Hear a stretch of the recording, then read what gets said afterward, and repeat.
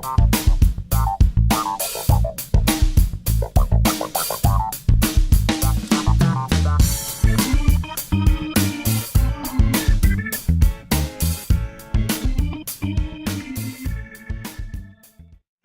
welcome back to my channel. It's Canadian Retro. I've got another pickups video for you here, as I usually do.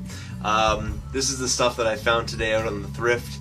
Not a particularly lucrative day, but not too bad at all considering what it's been like just recently. Although I have had some pretty decent scores lately, it hasn't been as plentiful as it used to be.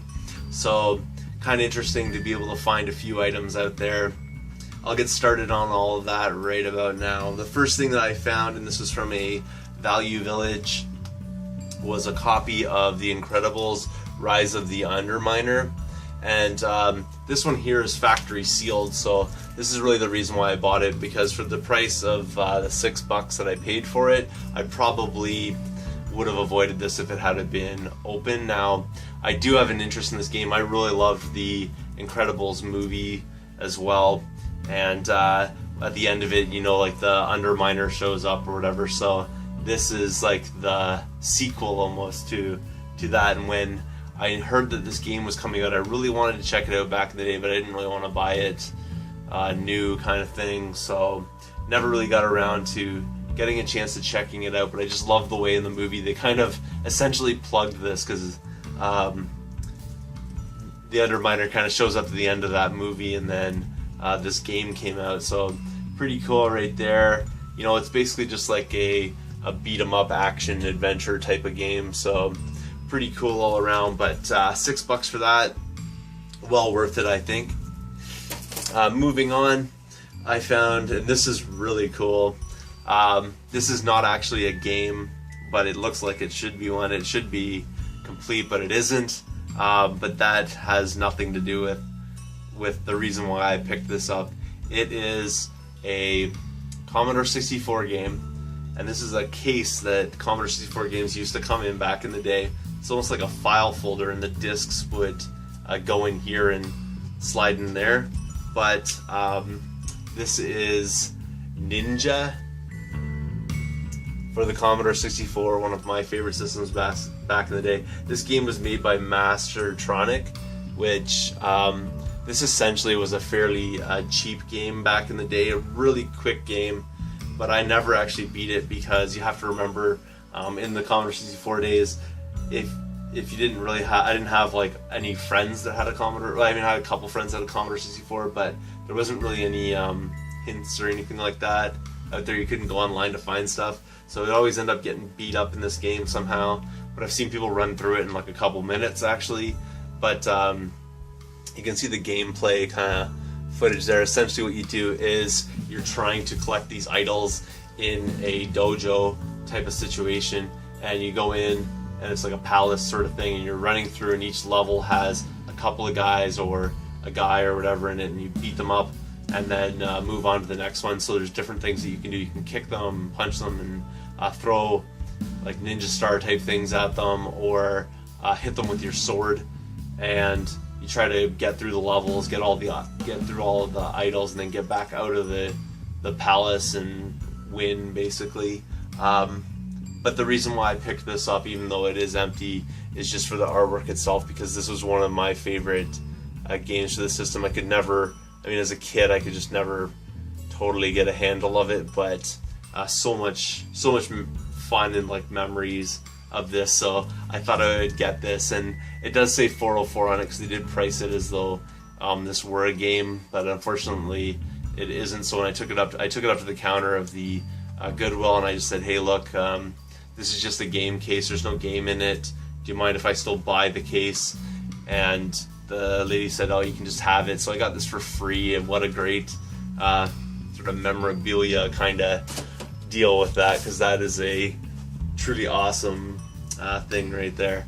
The next things that I got actually came from a different Value Village, and I used a 30% off card on this stuff, and I actually found, which is really surprising in the wild, some Dreamcast games. Now there's nothing here that's going to blow your mind, but to me it's a little mind-blowing, because I never really find Dreamcast stuff in the wild. The only Dreamcast game I think I found in the wild was Marvel vs. Capcom 2. That's the only one I've ever found. I mean, I've sort of seen some Dreamcast stuff, but not really anything to pick up. So I'm really surprised I actually found this bunch of games at this Value Village.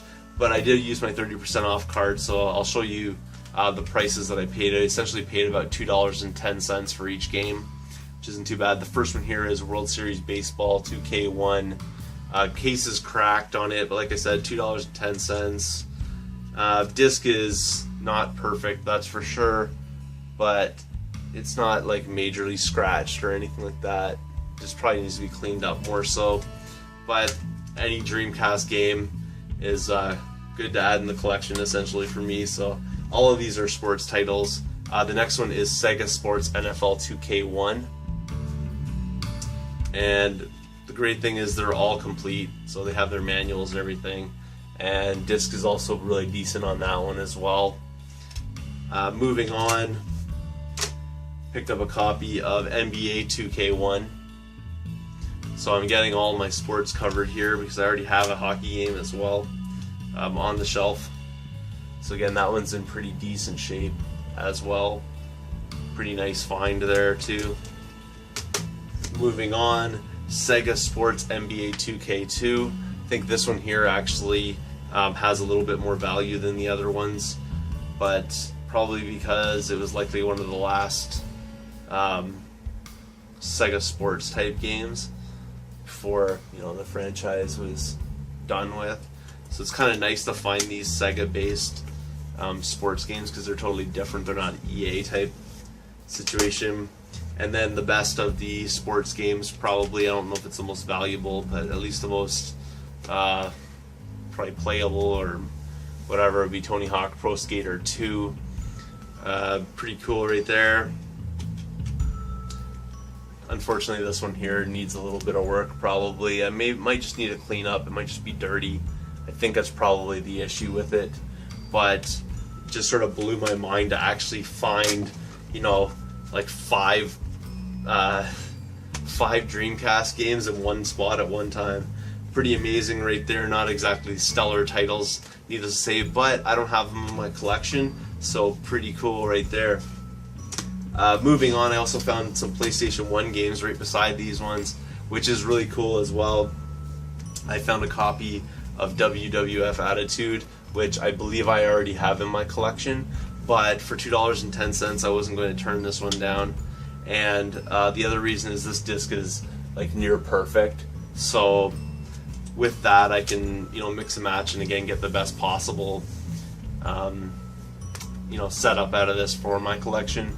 And with this as well, I just like it because the case is in good shape, so that's awesome right there. Another game really happy to add into this collection is Siphon Filter. Now I already have this in my collection, but the one that I have is missing its manual, so this one has the manual, so now I can actually have a complete copy of it. The disc here is also excellent, another reason why I buy that one. So this one will likely replace the one I have.